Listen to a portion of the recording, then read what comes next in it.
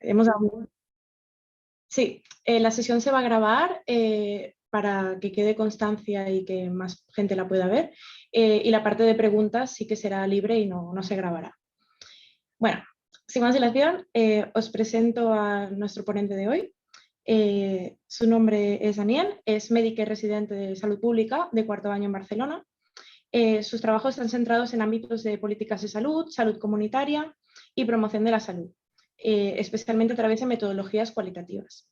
Escribió el ensayo Solo dos, la medicina ante la ficción política del binarismo sexo-género, publicado en 2019 por la local Cambalache. Colabora académicamente en el Máster de Salud Pública de la Universidad Pompeu Fabra y actualmente está estudiando el grado de Filosofía en la UNED. Y bueno, y está aquí conectándose desde el pueblo. Dani, cuando quieras. Sí, espero que no me des ningún fallo. Si en algún momento funciona mal la conexión, me avisáis, ¿vale? Porque efectivamente estoy con los datos del móvil. Bien, pues nada, voy a empezar. Muchas gracias por invitarme, Bea, y bueno, todo el equipo de ARES, de la Asociación de Residentes de Salud Pública, que hacéis un trabajo estupendo. Vale, bueno, mi idea en esta primera sesión, al final me han ido comentando las compañeras que han seguido escribiendo en la sesión y es cierto que hay un elenco muy variado y mucha diversidad, ¿no?, de asistentes, pero sí que es cierto que la presentación estaba sobre todo orientada a profesionales que trabajan en el ámbito de la salud pública, a médicas y médicos que se están especializando en prevención y salud pública y tiene un poco esta mirada, ¿no? El pensar la salud de las personas trans desde un punto de vista más desde la salud entendida de forma muy amplia, ¿no? Y más allá de la asistencia sanitaria, ¿no? Que esta es una de las cuentas pendientes que yo creo que tenemos en España a la hora de pensar esta cuestión. Como os podéis imaginar, y ya voy dando comienzo, nuestro trabajo, y hablo de nuestro trabajo porque ha habido muchas personas que han participado en él, comenzó con la preparación y la escritura del libro Solo dos, la medicina ante la ficción política del binarismo sexo-género, que fue un trabajo de fin de grado en su día, pero la participación y el conocer a las compañeras del local Cambalache, de una librería de Oviedo, hizo que el proyecto se convirtiera en algo más, ¿no? Pues un libro con toda la intención de que se convirtiera en una herramienta en el mundo sanitario para conocer un poco cuál era la situación en España de la asistencia sanitaria a personas trans y todos los elementos problemáticos que tenía esa asistencia, ¿no? Ese modelo asistencial que a día de hoy perdura a falta de que se termine de aprobar la futura ley trans y LGTBI, o sea, la ley LGTBI, ¿no? y para la protección de los derechos LGTBI trans, que bueno, tiene componentes que sin duda, en caso de aprobarse tal cual está el primer texto, modificará la asistencia que se da en España, ¿no? Seguramente. Aunque no con ello superaremos todo, ¿no? Lo hablaremos más adelante. Pues eso, a este proceso han participado muchas personas: Sofía Sofosa de Cambalache, David, que es el compañero que me acompaña en la foto, y las distintas librerías que se han ido implicando sobre todo en los procesos, pero incluso también a veces consejerías de sanidad, ¿no? Como puede ser la de Asturias, que nos invitó también a exponer un poco el proyecto y demás.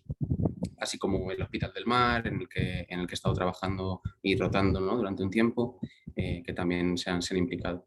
Bueno, este es el inicio un poco de lo que es el libro. El libro tiene tres partes, tres grandes bloques. Un primer bloque que está centrado es una especie de introducción, una contextualización de cuál es la necesidad de escribir sobre este tema y desde dónde lo hacemos, ¿vale? Es esa parte de contextualización. Hay una segunda parte que tiene que ver más con un análisis cualitativo a través de técnicas documentales, es decir, a través de revisar textos y documentos médicos, cuál era el discurso de la medicina en torno a las realidades sexuales antinormativas, no solo la cuestión trans, que aparece a mediados del siglo XX, sino también la cuestión del hermafroditismo. En aquellos momentos se ponía en duda si existían en el ser humano, ¿no? Lo que más tarde se pasó a llamar, habiendo descartado ya esa forma de reproducción no hermafrodita, se pasó a llamar intersexualidad, ¿no? Y no deben de confundirse estos dos términos, ni muchísimo menos. Estas dos realidades sexuales, ¿no?, han sido de mucho interés para el ámbito médico, ¿no? Y es un poco lo que analizábamos, ¿no? Qué relación había tenido la medicina como institución y como disciplina académica con estas cuestiones. Una última parte ya después de esas técnicas documentales, en donde ponemos un poco el énfasis en cómo hemos llegado hasta el modelo actual, hasta la propuesta de las unidades de trastornos de identidad de género, que es el modelo asistencial en España. Y por último, un análisis propiamente dicho de cómo está la situación actualmente, que la hacen sobre todo las compañeras trans, ¿no? A través de distintas entrevistas a 3 personas trans femeninas, 2 personas trans masculinas y 2 personas no binarias, que nos cuentan un poco, pues eso, situaciones que han vivido en el ámbito asistencial, muy relacionado con la cuestión de discriminaciones y de violencias, pero bueno, también con otras experiencias. Sin embargo, lo que vamos a hablar hoy aquí propiamente dicho no es lo del libro, eso lo tenéis ya fijado, digamos, que mejor forma de explicar algo que escribiéndolo, ¿no? Incluso también tenéis presentaciones en internet, ¿no? Que podéis ver del libro. Lo que vamos a hablar hoy aquí es, por un lado, un primer marco conceptual de cómo pensar la salud. Ya hablaremos de la salud trans, pero realmente cómo pensar la salud en términos más amplios de cómo habitualmente estamos acostumbrados, ¿no? Esto es algo más que los residentes de Preventiva y Salud Pública, por haber hecho el máster de Salud Pública, seguramente estén muy familiarizadas, ¿no? Pero bueno, me gustaría como aprovechar y hacer como un pequeño resumen de cómo podemos abordar la cuestión desde una perspectiva de salud. Luego haremos un pequeño resumen de la situación actual de la asistencia sanitaria y de la salud de las personas trans, a través sobre todo de pues, analizar cuál es el modelo de la SUTIF actualmente, con algunos testimonios de personas trans. Los resultados de la encuesta del TGU en el 2017, que es lo más reciente que tenemos y que también incluye una muestra de España y que puede ser interesante también, porque además no solo tiene los relatos de las respuestas, digamos, de personas trans, sino que además tiene la perspectiva de los profesionales, lo cual es algo muy interesante, ¿no? Que muchas veces no vemos reportado. Y una última reflexión sobre el estado de la SUTIF, que por desgracia también son estudios que ya van perdiendo un poco contexto, ¿no? Así los trasladamos a la actualidad, ¿no? El último que tenemos, el análisis más asentado, que se publicó en Gaceta Sanitaria, fue el 2013, para que os hagáis una idea. 2012, perdón, se publicó en 2013, pero el análisis es de ese año. Luego pasaremos a los modelos, digamos, trans inclusivos de asistencia respetuosa hacia las realidades trans, que es un modelo Transit, los PAI en Andalucía o las WAD de Canarias, ¿no? Que son como una alternativa al modelo patologizador, que es un poco pues, el que podemos tomar de referencia a nivel asistencial. Y por último, los retos para la salud pública, para intentar cerrar de nuevo desde esta perspectiva de salud pública, entendiendo que la salud pública va mucho más allá de la cuestión asistencial, ¿no? Para los que no lo conozcáis, personas que seáis noveles, por así decirlo, en acercaros a la salud pública como instituciones, desde la salud pública se hacen muchas acciones que van desde la epidemiología de enfermedades transmisibles, tan conocida, ¿no? de la famosa COVID y el control de otras infecciones, hasta cuestiones más cercanas a las políticas de salud, ¿no? Al asesoramiento de qué decisiones se tienen que tomar en el ámbito político para salvaguardar y proteger la salud de la población, ¿no? Y es un poco desde esa perspectiva desde la que intentamos abordar esta charla. Bien, antes de empezar y para recoger un poquito vuestro punto de partida en esta charla, me gustaría haceros algunas preguntas. Son solamente 3 para conocer eso, pues en qué conocimientos estáis y para que trabajemos un poco los conceptos. Me gustaría si alguien podría explicarme qué es trans, qué es el concepto trans o qué es lo trans y qué es intersexual. Y a partir de aquí, pues lo vamos trabajando. Voy a dejar de compartir. Si alguien se anima, no os voy a pedir mucho más durante el resto de la presentación. Del resto me hago cargo.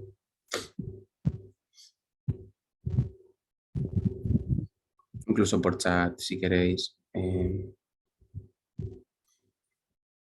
No hace falta, pues eso, tampoco seré muy extensa ni tirar a la perfección el concepto, pero me interesa que me deis unas pinceladas de qué ideas tenéis.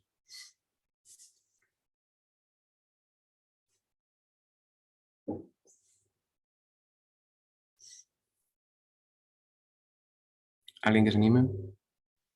Si nadie dice nada, digo yo. Pero, Dale, vea si quieres. pero si alguien se animaba que no se ayude. Mira.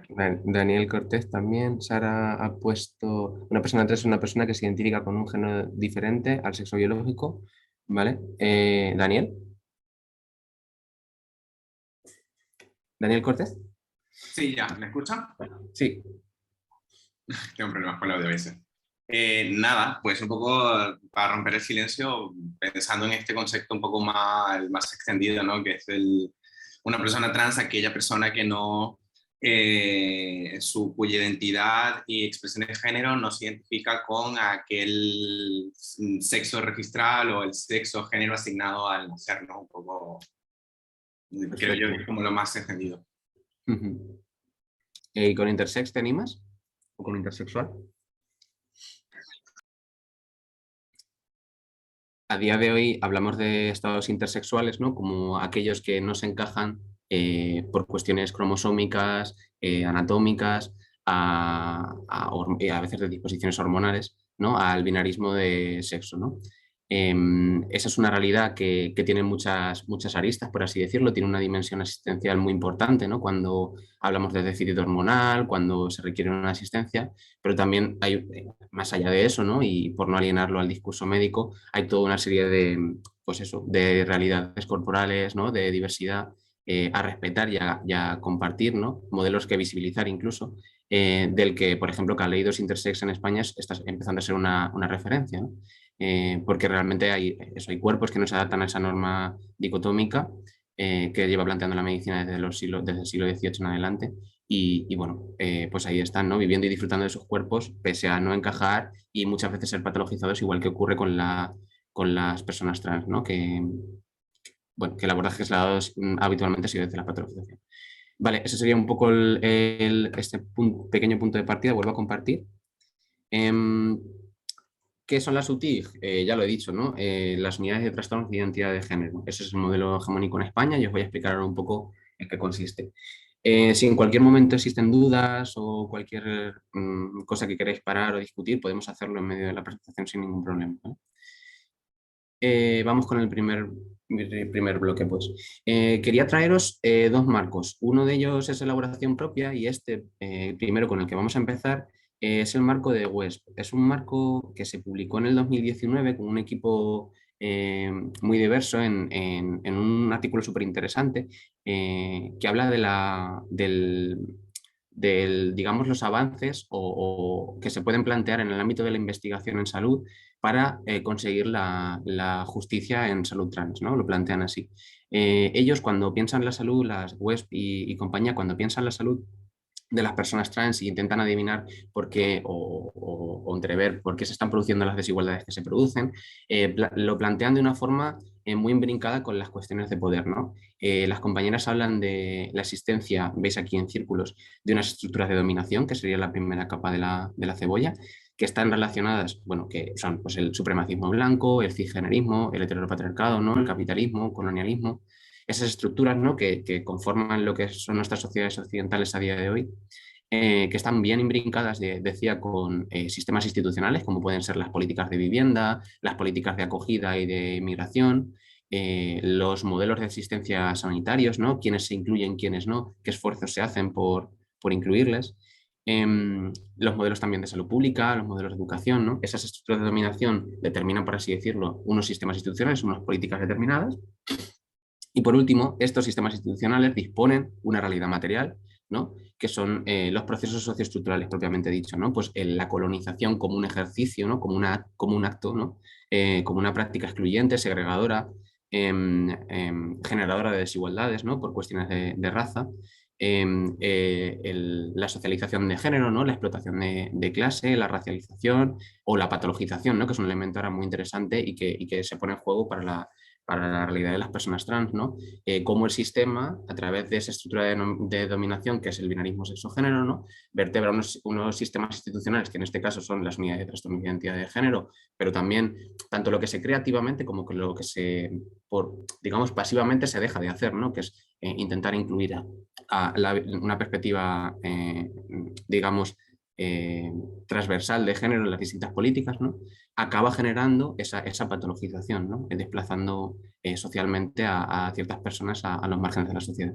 Eso es lo que ellas dicen, es la vertebración de esas tres dimensiones, es lo que ellas dicen que genera las desigualdades en salud trans, ¿no? Y hablan de pues, toda una serie de ejercicios que se pueden hacer desde la investigación en salud y desde la salud pública para dirigirnos hacia otra dirección, hacia el derecho del marco, que es el de la justicia en salud trans, ¿no? Que lo veremos más adelante. a partir de, como veis, para las personas que estéis familiarizadas con salud pública, como veis, este marco es muy distinto del que se plantea, por ejemplo, en la Comisión de Desigualdades en el 2010, ¿no? Que es un marco también muy interesante, pero aquí se da una importancia muy, muy grande a la cuestión del poder, ¿no? Y veremos a ver también en las soluciones a qué se le da importancia.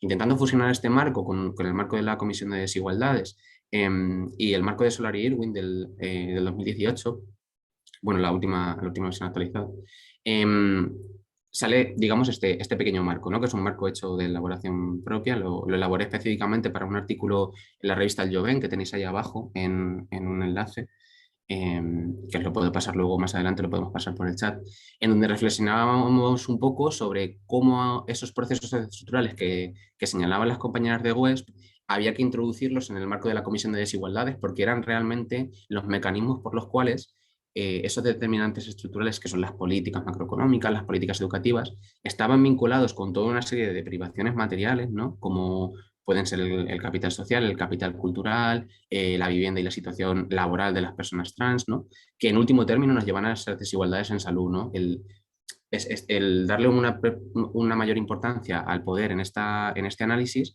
pues nos permitía brincar mejor esas reflexiones que habían tenido las compañeras Webs y compañía, ¿no? Bueno, este era un poco un primer marco, ¿no? Por ver también algo que a mí personalmente me obsesiona mucho, que es la vinculación entre cuestiones que muchas veces se plantean como desde un plano muy identitario, muy no material, por así decirlo, ¿no? Que es la cuestión de la identidad, la cuestión pues de la pertenencia, ¿no? A distintos grupos, a distintas clases sociales que a veces se desvinculan de la cuestión material y en realidad tienen una conexión directa con el reparto de la distribución y el reparto de recursos en nuestras sociedades, con los estados de salud, ¿no? Y las desigualdades y las diferencias que hay en los estados de salud de las poblaciones, ¿no? Pues eso es un intento de intentar entender, ¿no? Conceptualmente por qué se pueden estar produciendo esas desigualdades en salud en las personas trans. Bien, ahora vamos con el segundo bloque, un poquito más sencillito, más heterogeneizado. Esta primera conceptualización era para entrar un poco en calor, que es el de la situación actual de la asistencia sanitaria y de la salud de las personas trans. Bien, ¿qué necesidades asistenciales pueden tener las personas trans? Pues hay una gran diversidad de situaciones posibles, ¿no? Hay personas que solo acuden a servicios sanitarios porque la ley estatal les obliga. Esto es así a día de hoy para hacer el cambio en el registro civil. A día de hoy todavía vale la ley del 2007, ¿no? Reguladora de la rectificación registral, ¿no? En la mención relativa al sexo de las personas, que especifica que son necesarios 2 años de tratamiento hormonal, el diagnóstico de disforia de género, que por cierto puede darlo cualquier profesional sanitario, según la ley, y no padecer trastorno de personalidad, puesto que esto excluiría directamente a la persona del proceso, ¿no? Y de ser subsidiaria de estos servicios y de este cambio de registro. Es algo también muy problemático y muy problematizado porque es además bastante genérico, ¿no? Que trastornos de personalidad, bajo qué estado realmente una persona de trastorno de personalidad no puede afirmar su propia identidad, ¿no? Lo cual es algo bastante alienador de afirmar en una ley. Bueno, es algo muy problemático, pero podemos hablarlo más tarde si queréis. Entonces, ¿qué situaciones nos podemos encontrar? Pues eso, personas que solamente quieren hacer el cambio en el registro civil y que sin embargo ya de entrada se les dice, oye, pues necesitas recibir esta asistencia, ¿no? Se obliga a un mínimo de asistencia. Personas que realmente quieren una terapia psicológica o de apoyo, digamos, para sus procesos de transición, o personas que también requieren tratamiento hormonal o personas que requieren cirugías genitales, ¿no? A veces estas necesidades van cambiando durante los procesos de transición también, ¿no? Es algo flexible y sobre todo la interacción con el sistema sanitario, porque como os decía, es un modelo patologizador que intenta poner siempre la sospecha y la duda sobre el propio cuerpo, y eso es algo que, claro, hecho desde un sistema que tiene toda la autoridad científica, ¿no? E institucional, pues a veces obviamente puede cuestionar nuestra propia autoimagen, ¿no? Que menos, ya lo veréis qué relatos hay, ¿no? Además de toda la sociedad que la rodea, evidentemente, no vamos a decir que el sistema sanitario es la única responsable de reforzar el binarismo sexo-género en ese sentido, ni muchísimo menos. El modelo de la SUTIG es más o menos, resumidamente, queda resumido en esta figura. Está centrado, en teoría, en la atención primaria como un modelo de acceso, ¿no? De puerta de acceso a los servicios especializados, pero la realidad es que la atención primaria a día de hoy tiene una derivación muy problemática porque muchos de las médicas y médicos de familia de la atención primaria no conocen las necesidades de las personas trans, no saben acompañar en ese primer proceso de indefinición que a veces se vive de no sé qué me está pasando exactamente, tengo estas sensaciones, ¿no? O he leído que puedo estar identificándome con una persona, con un género distinto al que se me ha asignado. En esos procesos de acompañamiento a veces se ven muchas dificultades, ¿no? Y muchos profesionales siguen vehiculizándolo a través de la patologización y decir, usted tiene un diagnóstico de disforia de género, lo cual es muy problemático, desde luego, porque hablamos de personas que necesitan apoyo y acompañamiento para un proceso de socialización, ¿no? Realmente. Incluso a nivel técnico-científico, ¿no? Pues eso, muchas veces nos encontramos que en atención primaria, por falta de formación, ¿no? De una formación además homogénea y dirigida, liderada por las instituciones, no de forma voluntarista, no se conocen tampoco, no se tienen conocimiento sobre el tratamiento hormonal, sobre las posibles cirugías que hay en España, incluso a veces sobre los servicios a los que se debería de derivar, ¿no? Muchas compañeras nos dicen que, pues, bueno, en Castilla y León, por ejemplo, pues algunos profesionales que no sabían cuál era la unidad de referencia, ¿no? Entrevistamos para derivarle, ¿no? Esto es algo que a veces pasa también. Como veis, esa derivación, por lo tanto, es problemática. Hay cuando se termina de derivar, se hace a psiquiatría y psicología, que son, digamos, un poco los guardianes del sistema. Hasta que no se realice el diagnóstico de disforia de género, habitualmente no se da acceso ni a endocrinología ni a los servicios quirúrgicos en caso de que se necesiten, y endocrinología en caso de que se necesiten también, ¿no? Estos servicios a veces están integrados en atención primaria, en las consultas, hay consultas de psicólogos en centros de salud, ¿no? Y se hace ahí, pero otras veces no, ¿no? Hay hospitales de referencia que cubren, digamos, esa asistencia. Ese es sería un poco el resumen, ¿vale? Del modelo. Como veis, es un modelo muy centrado, el apoyo que se da desde la perspectiva de salud está muy, muy centrado en lo asistencial, ¿no? En qué servicios se demandan y en, pues, digamos, hacer un poco de guardianes de esos servicios, ¿no? Y ahora veremos cómo se hace de guardián, ¿no? Aquí os traigo un relato que es, bueno, un poquito largo de introducir en una diapositiva, pero bueno, para que os lo leo. Para que veáis un poco la vivencia de Leo, que es una persona trans no binaria que fue asignada mujer al nacer y se identificaba al principio como hombre, como marica, y acabándose más y más cómoda en una identidad no binaria, digamos, ¿no? Ella decía, me daba medicinas por ir, hablando de su, perdón, contextualizo, hablando de su psicólogo en un centro de salud con el que estuvo más de 2 años y que le hacía un poco como captura de las hormonas, ¿no? Le decía que no estaba preparada para recibir hormonas y que hasta que él no lo consideraba no iba a derivarle al endocrinólogo, le decía cosas como esta, ¿no? Decía, me daba más medallitas por ir más masculino. Me llevó a preguntar que si me gustaba el fútbol y me dijo que era raro que no, pero que no pasaba nada. Me hizo sentir muchas veces como que estaba haciendo algo mal, culpable porque él, cuando hablaba conmigo, lo hacía de cierta manera que parecía que todo estaba bien y que me estaba queriendo ayudar. Y a mí me molestaba mucho esa actitud. Yo me alteraba y le decía que lo que me estaba diciendo no me gustaba nada. Y él me decía que estaba a la defensiva. Todo el rato me sentía invalidado. Se me escapó que me había puesto un vestido arreglado y maquillado a los 16 años, que lo había hecho un montón de veces en realidad, y que me había dado cuenta de mi identidad masculina a través de experimentar mucho con mi expresión de género y de aceptar mi feminidad.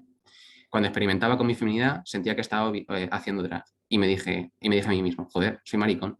Obviamente no se lo dije así, pero le traté de expresar esta idea, porque era importante para mí. Y me dijo, eso no tiene nada de sentido. Creo que no tiene...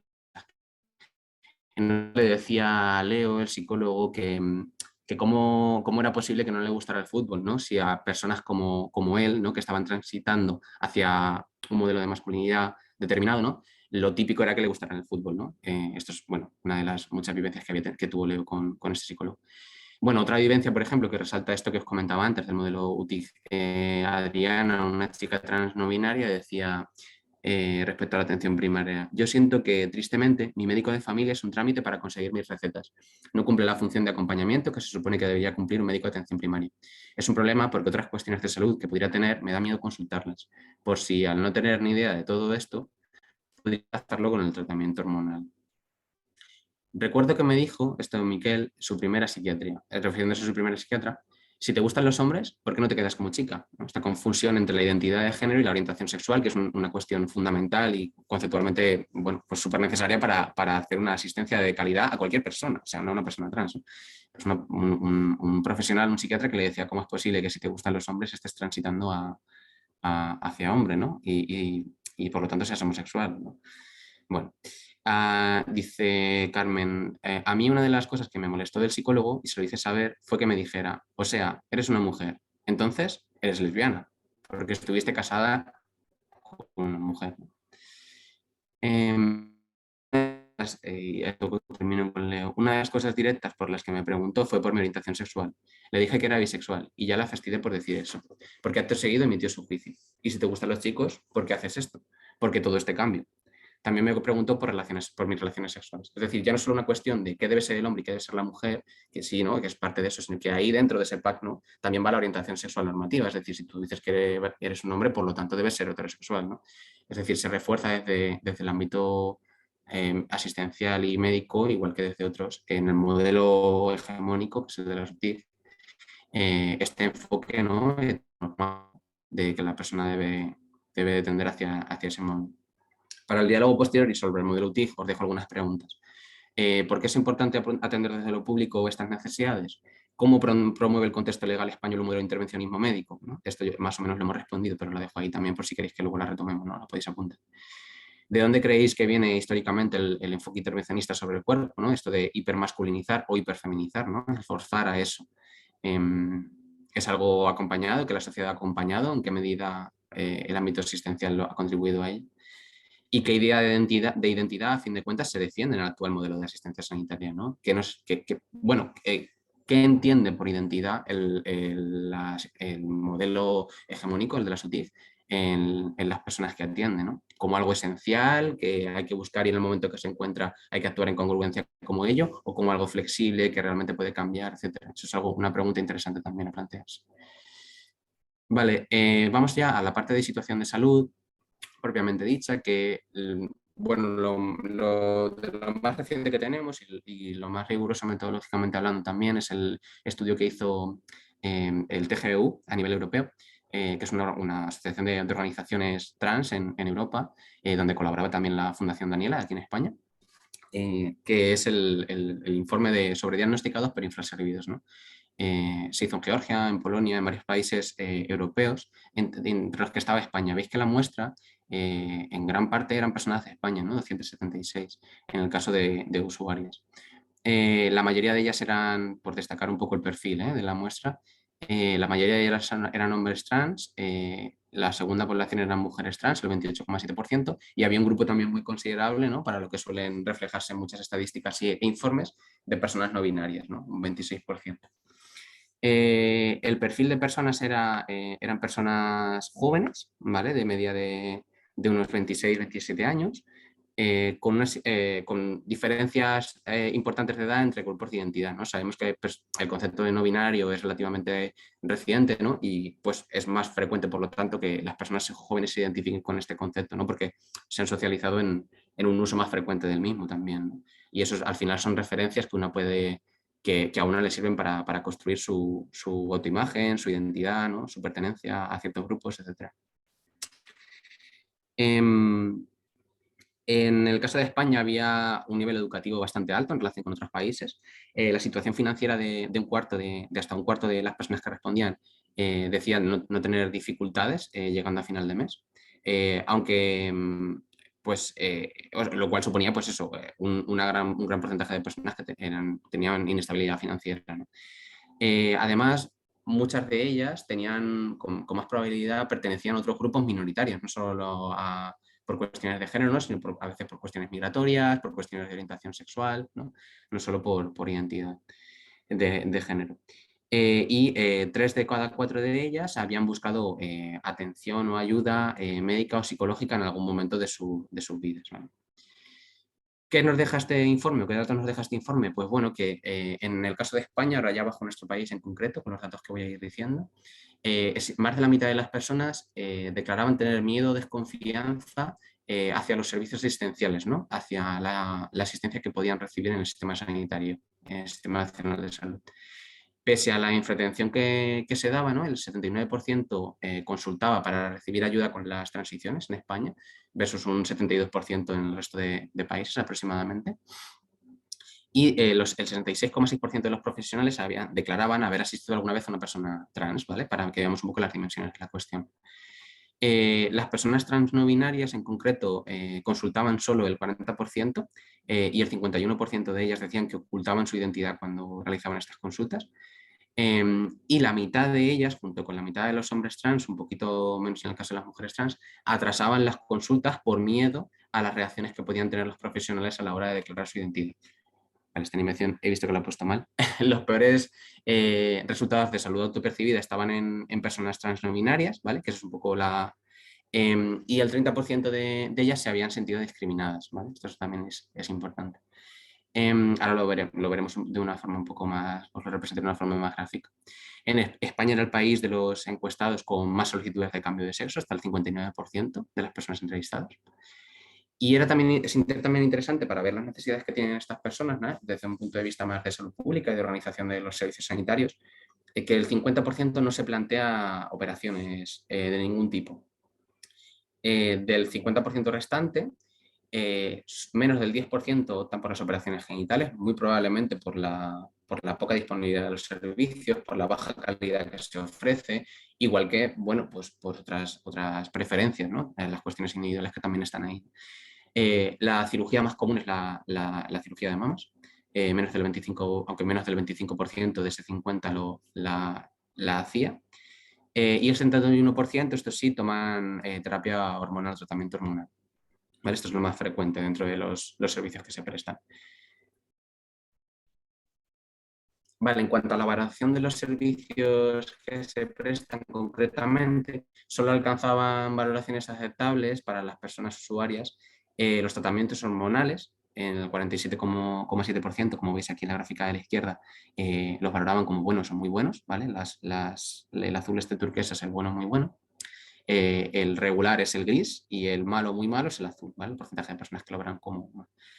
la depilación láser era una de las que mejor se valoraban, el 56,6% lo valoraban como buena o como muy buena, ¿vale? Tanto el tratamiento hormonal como esas depilaciones eran las mejores valoradas.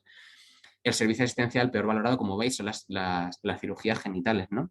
El 66,7% las valoran como malas o muy malas. Tanto la vaginoplastia, ahí incluye todas, vaginoplastia, faloplastia, aunque también es que la vaginoplastia ofrece menos, digamos, menos resultados satisfactorios, una cirugía menos desarrollada aquí en España que la vaginoplastia.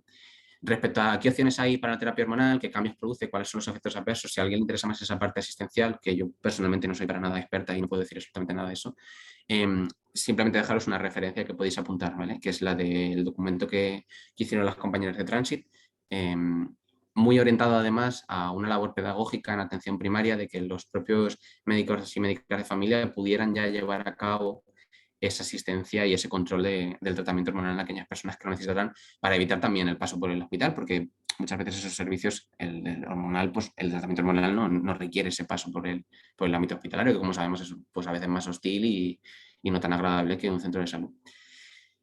Vale, en cuanto, como resumen, por así decirlo, también de los resultados de salud autopercibida, las personas que reportaban peor salud autopercibida eran las personas trans no binarias, y se veía un gradiente, por así decirlo, ¿no? En donde las personas trans masculinas, dentro de todas las violencias estructurales, simbólicas, físicas y psicológicas que sufrían, reportaban una menor cantidad o sea, una mejor salud autopercibida en comparación con el resto, ¿no? Eso es algo también muy interesante de ver o de considerar. Aquí os dejo otro relato que me parece muy interesante, que es un poco el que os contaba, relacionado con el que os contaba la última vez de Leo. Es un dibujo que hizo Leo también, que nos dejó incluir en el libro, que nos dijo que hizo un poco antes de la entrevista. Os leo lo que decía Leo, que era, como digo, es una persona transnominaria, se considera una persona masculina transnominaria, y decía: alguna vez le dejé caer que no soy una persona binaria. Se lo dejé caer porque no me atrevía a decírselo, claramente, por si me decía fuera.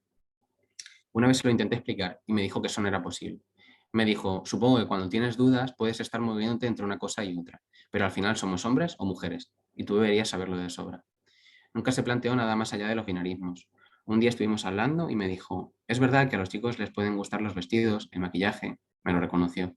Sin embargo, acto seguido me dijo, pero a los chicos como tú, estas cosas no les suelen gustar. Ya me estaba diciendo de alguna manera que la gente trans tenemos que ser lo más normativo y binario posible, porque si no, ¿para qué vamos a ser? Bien, en cuanto a la parte que corresponde a los resultados del informe TGU que corresponde a los profesionales, respondieron 868 personas, de las cuales 234 eran profesionales de España, ¿no? La mayoría de ellas eran mujeres en el informe, con un alto nivel educativo, como se espera, obviamente para personas que han accedido finalmente pues, a las labores asistenciales sanitarias. Con menos frecuencia que las personas trans entrevistadas pertenecían a uno o más grupos minoritarios, ¿no? Y por último eran mayoritariamente del ámbito de enfermería y no del ámbito de la medicina, siendo el 17,5% médicos de familia, médicas de familia, y el 14,5% del ámbito de la psicología también. Los propios profesionales que respondieron a la encuesta en España perciben que la asistencia es muy mala. Es decir, los propios profesionales, el 47% decían que efectivamente los servicios que se prestaban eran malos. Solo el 46% de los que respondieron habían recibido formación. Pero es que de esos, el 80% la había recibido porque la había buscado por iniciativa propia, no porque estuvieran estandarizado ni protocolizado que los profesionales debían recibir formación sobre la asistencia a personas trans. El 70% de los profesionales preferían que las formaciones las realizaran los propios colectivos LGTBI, que esto tiene también unas implicaciones, ¿no?, de responsabilización del resto de la sociedad, etcétera, que podrían discutirse, pero bueno, la preferencia de los profesionales era esta. Me refiero sobre todo en lo que es la corresponsabilización, ¿no?, el hecho de que muchas veces a las personas LGTBI se les haga responsables últimas de que la sociedad mejore en ese sentido, y en este caso los servicios asistenciales, ¿no?, que eso puede ser algo problemático. Las recomendaciones que hacía el TGU específicas para España eran establecer protocolos de acompañamiento nacionales, es decir, que se homogenizara realmente la asistencia, porque sabéis que esta es una de las grandes lacras, en cierto modo, en España, que es que los servicios de asistencia son muy, muy variados y variados dentro de rangos a veces precarios, ¿no? Y que se basaran esos modelos de asistencia en el consentimiento informado. La cuestión de la formación de los profesionales lo veían también como algo prioritario en base a los datos. Y también establecer estrategias para prevenir el suicidio en personas trans, ¿no?, porque por las propias personas que respondieron a las encuestas era un problema de salud muy, muy importante y que urgía para ellas. ¿Cómo está la salud en España en base al estudio este que os comentaba inicialmente, ¿no?, que se hizo en el 2012? Pues no es solo una cuestión de problemas conceptuales, de cómo están enfocados, ¿no?, en torno a la hipermasculinización o hiperfeminización, sino que además sufren un abandono administrativo palpable en la mayoría de los casos, ¿no? Se dan paradojas como que los servicios más frecuentados son los que menos profesionales tienen y viceversa. Que hay, digamos, hay servicios que atienden cuestiones de patología, ¿no? No relacionadas con personas trans, sino, pues eso, si es un servicio de ginecología de la UTIG, a veces se entiende también, pues cualquier problema que puedan surgir en personas cis, ¿no? Y eso hace que a veces la lista de espera, pese a tener más profesionales, sean iguales o peores que las que están más infradotadas. Y pese a que se conoce la saturación de los servicios, que ya ha ocurrido en muchos sitios, en Andalucía, pero también en otros, ¿no? Los nuevos servicios que se producen, que se crean en otras comunidades autónomas, siguen infraestimando la demanda que tenemos a nivel poblacional, ¿no? El estudio dice que nos encontramos en la media europea de una persona solicitante por cada 10.000, pero es cierto que esto es muy variado, porque en Reino Unido, por ejemplo, se habla de una persona cada 500, y sin embargo en Bélgica, por ejemplo, hablan de una persona cada 19.000, ¿no? Esto hablamos de personas que demandan servicios de asistencia, ¿eh? No estamos hablando de prevalencias de identidad de género, ni mucho menos. Además, muchos de estos modelos de asistencia han recibido denuncias por tratos vejatorios a personas usuarias, ¿no?, como es el caso del Autizo de Málaga, en el Carlos Haya, ¿no?, que fue una de las primeras de nuestro país, que por cierto no lo he comentado antes, pero es allí donde se inicia con el informe Briones, que es de la red de agencias estatal de tecnologías sanitarias, que hacen un informe, ¿no?, recopilando un poco los distintos modelos que existen, sobre todo en el ámbito europeo, y cogiendo de referencia al británico y el italiano, proponen pues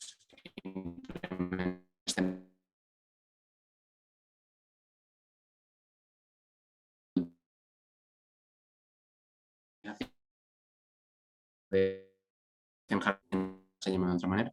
En 1900 surge también la primera UTIG en el Carlos Haya. ¿Me escucháis bien? Que me dice que tengo problemas de internet. Sí, justo ahora esta última diapo se ha cortado un poco. Vale, ¿qué es lo último que se ha oído? Bien, dejamos.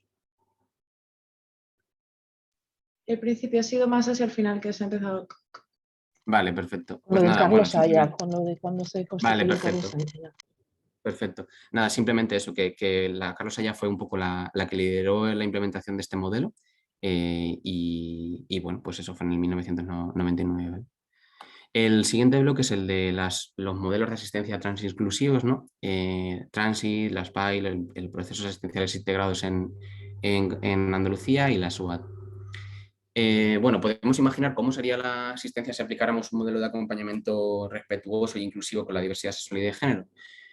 Bueno, pues hay varias ideas clave, ¿no? que defienden sobre todo desde el modelo Transit de forma más pública y es por un lado el respeto a la diversidad de identidades enunciadas por las personas, ¿no?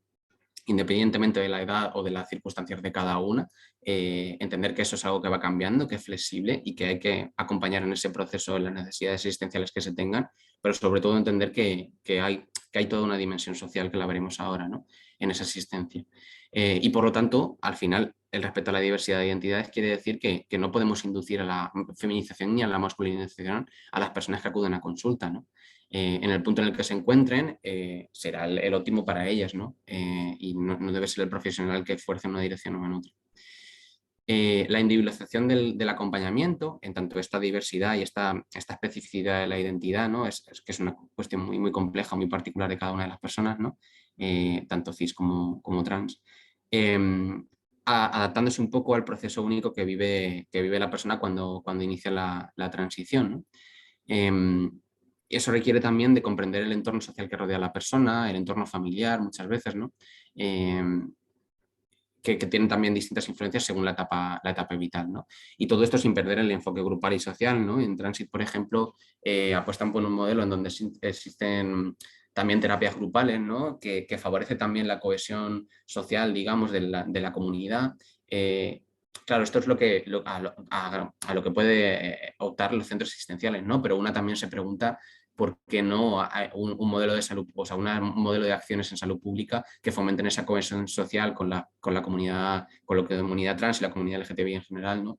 Que esté en los barrios, que esté en las calles, ¿no? Que nos haga sentirnos bien desde nuestras cunas, por así decirlo, ¿no? Y en los ámbitos comunitarios en donde se desarrolla nuestro día a día, ¿no?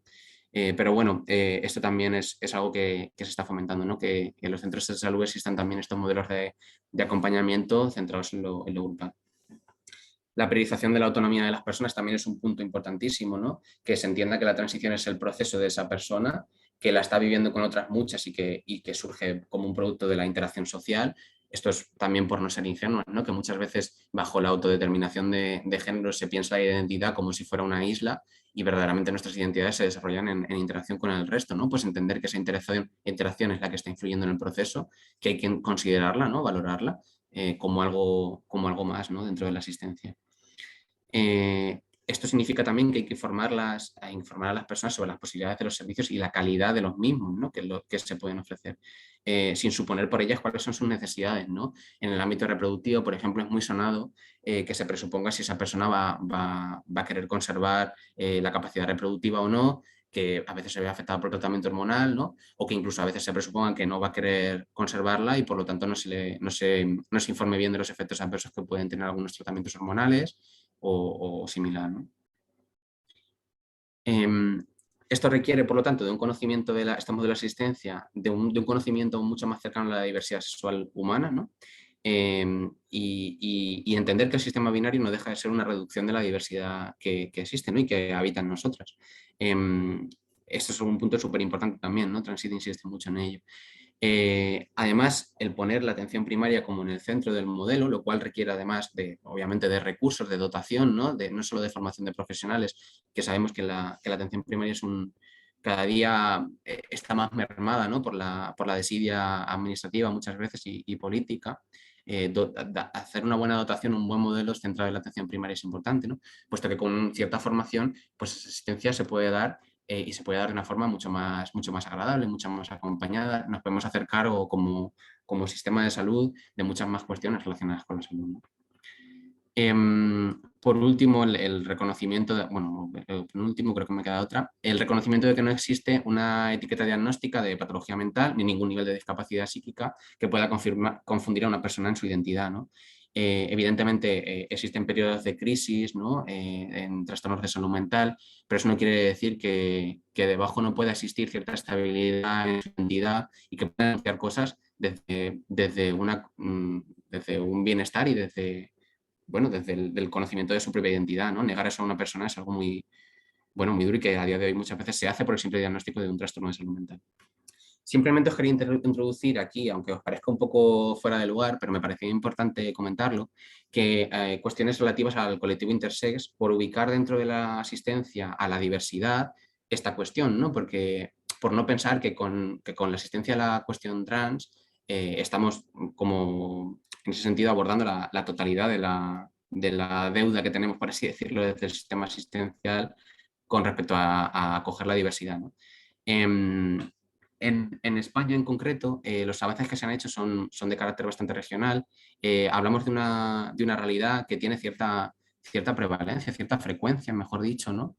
Dependiendo de dónde miremos, pero se habla incluso de que un 1,7% de los nacimientos podrían considerarse dentro del espectro intersexual, ¿no? Y en algunos países en ese sentido ya han tomado cartas en el asunto y han prohibido las cirugías sobre los genitales no binarios, los genitales ambiguos se llama desde el ámbito médico, de estos recién nacidos intersex, ¿no?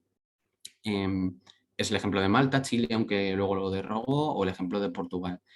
En España hay 3 comunidades autónomas que las han prohibido también. Me falta subir, por cierto, a Castilla-La Mancha, que las he prohibido, estaría arriba, perdonad.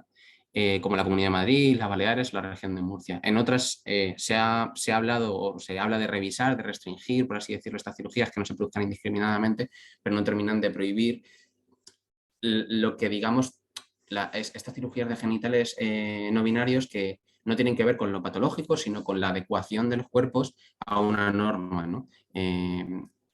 Bueno, podemos comentarlo más adelante, no quería introducirlo por no irme mucho por varillas, pero sabéis que la asistencia, la primera asistencia que se da a recién nacidos intersex, se valora la longitud del falo o microfalo para ver si llega a la media para su edad y en base a eso se toma la decisión, ¿no?, de intervención quirúrgica o no, ¿no? Muy resumidamente, en base a la estimulación de testosterona, en base al análisis de los cromosomas, ¿no? Pero a fin de cuentas se acaba tomando esa decisión por una adecuación estética, ¿no?, en cuanto a tamaño, y se opera los genitales en base a eso, ¿no? Hay muchos, como digo, ciudades y ya comunidades autónomas que han prohibido estas cirugías y esta prohibición también está incluida en la futura ley LGTBI que se está promulgando a nivel estatal, ¿no? Que ya hay un primer acuerdo en el Consejo de Ministros, como sabéis. ¿Qué demandas hay internacionales a nivel del colectivo intersex? Por un lado, que se cesen estas intervenciones de mutilación genital, que no tienen ninguna relación con el ámbito de la salud, sino con la normativización de los cuerpos y que se producen obviamente sin el consentimiento de la persona, que ni siquiera se le ha dado la oportunidad de crecer y de conformar su identidad y de experimentar su relación con su propio cuerpo, su autoimagen, cómo se siente de a gusto o no, ¿no? Y que más adelante pueda tomar decisiones ella misma sobre eso, ¿no? También que se cesen las prácticas de selección prenatal, que en algunos países también se hacen, las esterilizaciones no consentidas, ¿no? Que se despatologice aquellas dimensiones de la cuestión de los estados intersexuales que no tienen que ver con trastornos de salud, ¿no?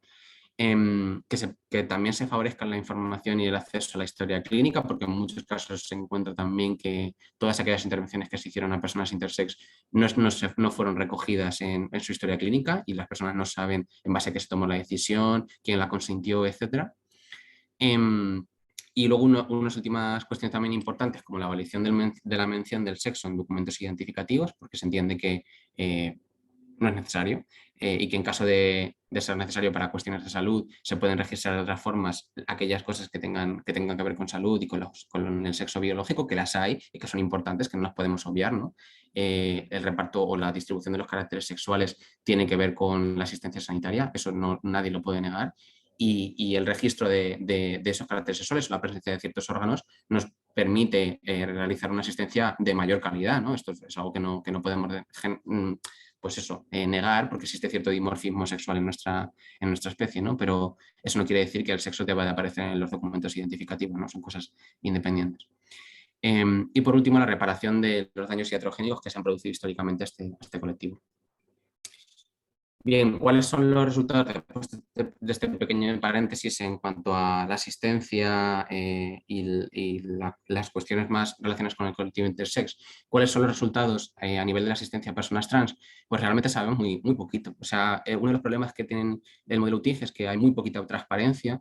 Que yo sepa, hay solamente una unidad que ha hecho un poquito más ejercicios de transparencia, que es la UTIG de Valencia, que ha publicado alguna vez artículos, informes al respecto. Pero en otras unidades no tenemos ejemplos. No Transit en su día, cuando había una batalla por ver cuál era el modelo que se adoptaba en Cataluña, que finalmente fue el modelo Transit, ¿no? Con la UTIG del Clinic, que en aquel momento pasó a llamarse UIG, en una especie de camuflaje semántico, ¿no? Quitando la T de trastorno, pero haciendo una asistencia igualmente patologizante, hacía un pequeño informe en donde, para mí, lo más llamativo, también podemos problematizar otra cosa, pero para mí lo más llamativo era que los datos de Transit no podían contrastarse con los datos de móvil, porque no sabíamos, pues eso, qué demoras había en la atención, qué demoras había en la primera visita en la atención en el medio hormonal, ¿no? Estas cuestiones estaban como veladas, por así decirlo. Aquí hay una cuestión interesante a destacar, que es el tema del tratamiento hormonal en la primera visita. Esto es algo que podemos discutir más adelante, ¿no? Que es algo que se ha problematizado mucho también desde los colectivos trans, ¿no? El hecho de que se dé a veces con demasiada facilidad en los nuevos modelos de asistencia transinclusivos, se dé acceso, no dar acceso, sino que se promulgue tal vez o se pueda promocionar en cierto modo el tratamiento hormonal, ¿no? Pues eso, puede... En algunas ocasiones hay personas que están en ciertos estados de indecisión que necesitan un acompañamiento más tranquilo y no tan acelerado, ¿no? de ese proceso de transición. Y esto es algo que hay colectivos trans que lo señalan, ¿no? Que, bueno, digamos que como oposición al modelo de Guardián, en donde te puedes pasar 2 años sin recibir hormonas que tú sientes que necesitas, pareciera que lo correcto sería a quien pide las hormonas se le da sin ningún tipo de escrúpulo. Y no creo que eso sea lo que esté ocurriendo en los modelos de asistencia actuales, pero sí que es cierto que es algo a problematizar, ¿no? Pues cómo se produce ese acompañamiento, hasta qué punto se informa y con qué calidad se informa de los efectos adversos de los tratamientos hormonales, ¿no? Si ese proceso se puede hacer de forma más paulatina, más pausada o no, si se da opción a ello. Esto es algo que, por ejemplo, en Transit sí que trabajan, ¿no? ¿Con qué ritmo quieres hacer la transición? Eso es una pregunta, por ejemplo, que hacen de entrada. Respecto a algunos otros datos publicados, de los poquitos que hay, pues la unidad de Valencia publica un informe en donde se ve pues, la evolución a más, digamos, de las demandas, ¿no? Conforme pasan los años, de las personas que demandan asistencia en la unidad de identidad de género de Valencia, hasta 154 en el 2019, como veis. Y como veis, aparecen personas no binarias, ¿no? Que al principio no estaban en esta columna, en la cuarta columna. Bueno, son datos también interesantes, ¿no? Para nivel de salud pública de las dimensiones del reto.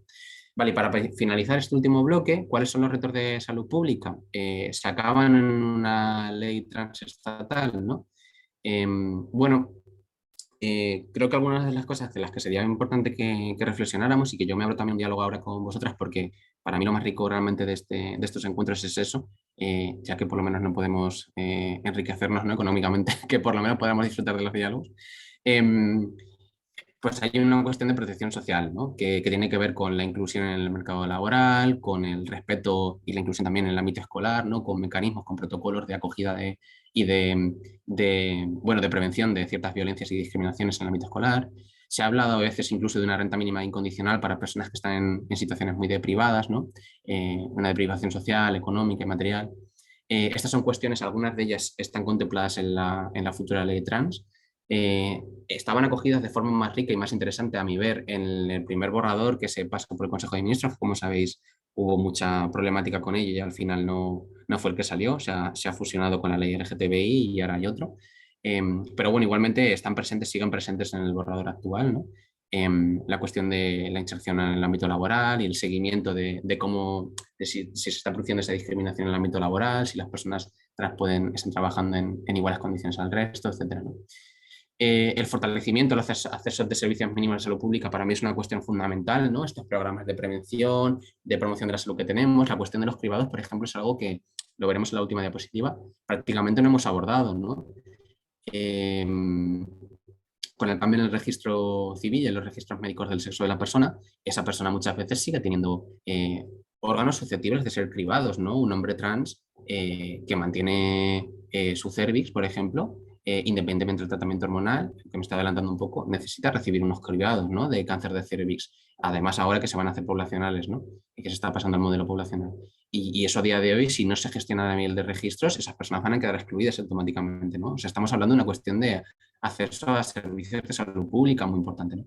Y promoción de la salud, lo digo más en el sentido de las acciones que hay en los barrios, ¿no? Que tengan esa mirada siempre de cuáles son los colectivos que no están presentes en nuestro diagnóstico de salud, cuáles son los colectivos que no están presentes en esta actividad de promoción de la salud que estamos haciendo, ¿no? Eso es algo que habría que tener también en cuenta y que incluir, ¿no? en las acciones administrativas y políticas.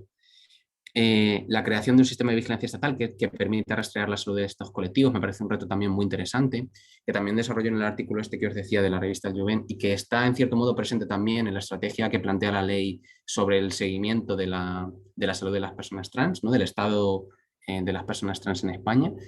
Una estrategia que además, de forma muy inteligente, creo, a mi ver, se plantea que se evaluará periódicamente, ¿no? Porque en España hay un problema de cumplimiento de leyes en materia de salud pública más que claro, a las que estáis en este ámbito lo sabéis de sobra, que tenemos ahí una Ley General de Salud Pública del 2011 que ahora está empezando a mover, no sé si habrá sido por la pandemia o qué, debe ser. Lo digo con ironía.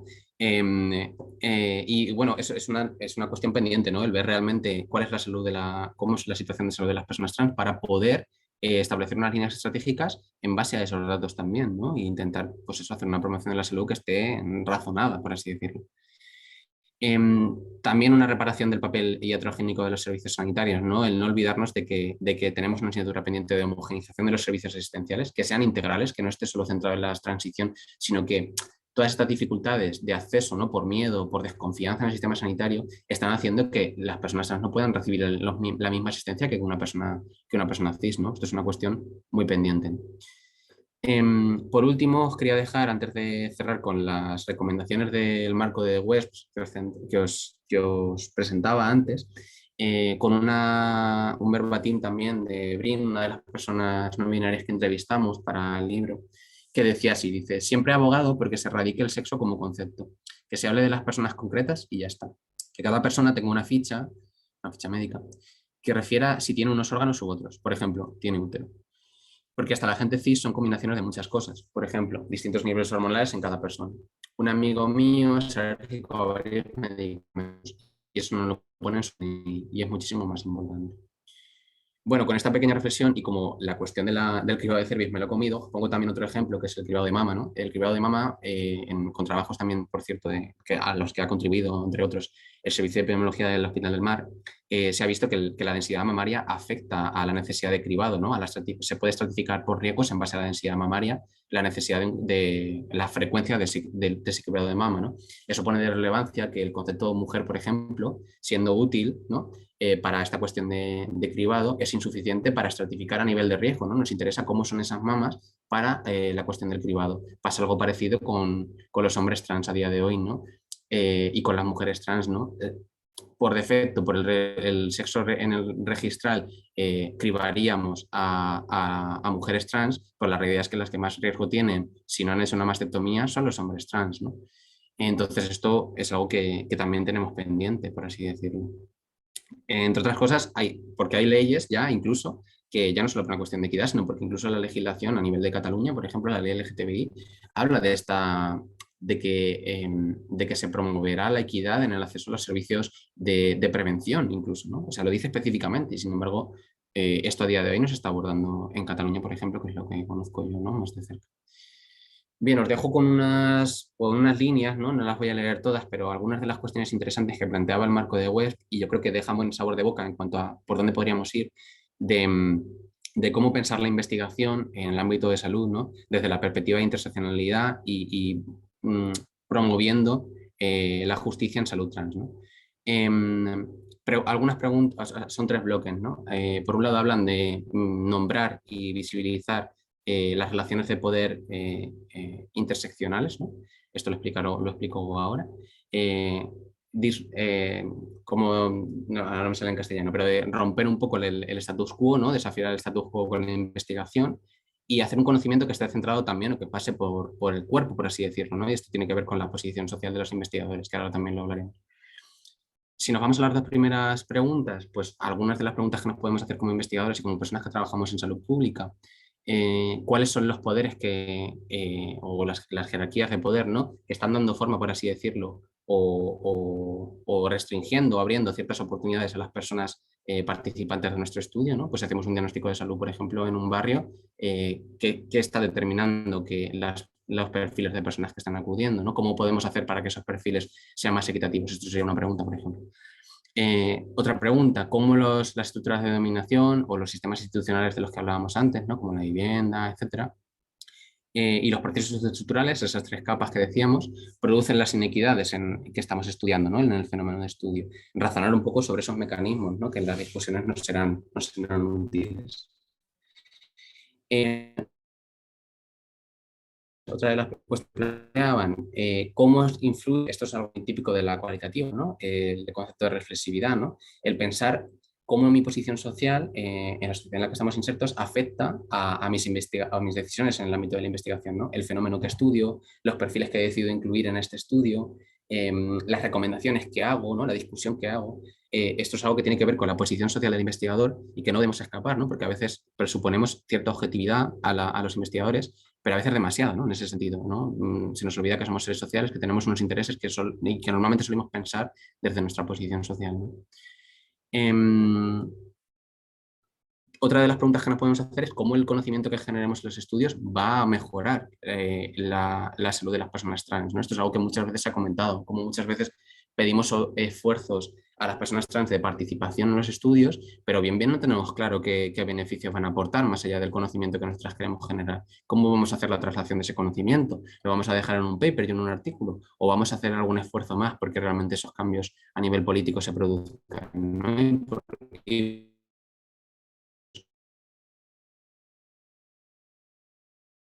repercutan en las personas trans a las que estamos pidiendo su tiempo y sus recursos, por cierto. Las últimas preguntas, muy relacionadas con lo que comentábamos antes de la posición, me pongo otra vez la de la conexión inestable. Si me dejé de escuchar, me avisáis. ¿Cómo esta investigación puede estar relacionada también con las perspectivas que acogemos, ¿no? Y cómo podemos hacernos cargo, por así decirlo, hacernos responsables, ¿no?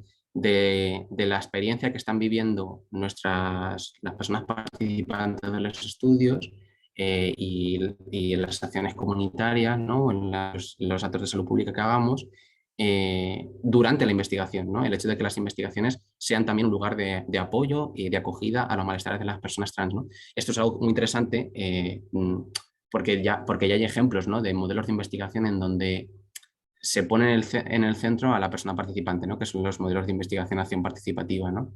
En donde el equipo investigador está muy abierto a que sean las propias personas participantes las que definen las prioridades de estudio, las que se impliquen incluso en el análisis, en la discusión de los resultados, ¿no? Esto es algo muy interesante y que yo creo que también nos aporta cosas a nosotras como profesionales de salud pública. Y esto sería un poco. Si os parece, pasamos a la parte de preguntas. Creo que dejarán de regrabar también las compañeras para que podáis preguntar sin problema. Y simplemente, bueno, acabar con una pequeña reflexión. Esta misma charla, dejo de compartir. Esta misma charla íbamos a intentar hacerla hace unos años, pero no se pudo hacer porque muchas veces creo que estamos poco abiertos al diálogo y entendiendo el diálogo como una búsqueda de la verdad y de la justicia también a veces, en donde las personas que entramos a negociar a la mesa o a hablar en la mesa no partimos de las mismas condiciones, ¿no? Y a veces tenemos miedo a hablar de estas cuestiones un poco por cuestiones casi de poder, ¿no? Y bueno, esto es algo que hemos vivido en Ares y yo creo que es interesante también ponerlo encima de la mesa, ¿no? Porque no hemos podido tener estas conversaciones antes. Y simplemente, bueno, pues es agradecer a aquellas personas que incluso a lo mejor no os sentís tan cómodas hablando de estos temas, pues que podamos abrir este espacio y que bueno, que os abráis al diálogo en cierto modo, ¿no? Que creo que es algo muy positivo. Cuando queráis, pues vamos hablando y haciendo la discusión. Muchas gracias, Dani. Cuando Creo quieras. que no se haya hecho largo, la verdad. No, bueno, a mí no. Pues Pablo, cuando quieras paras.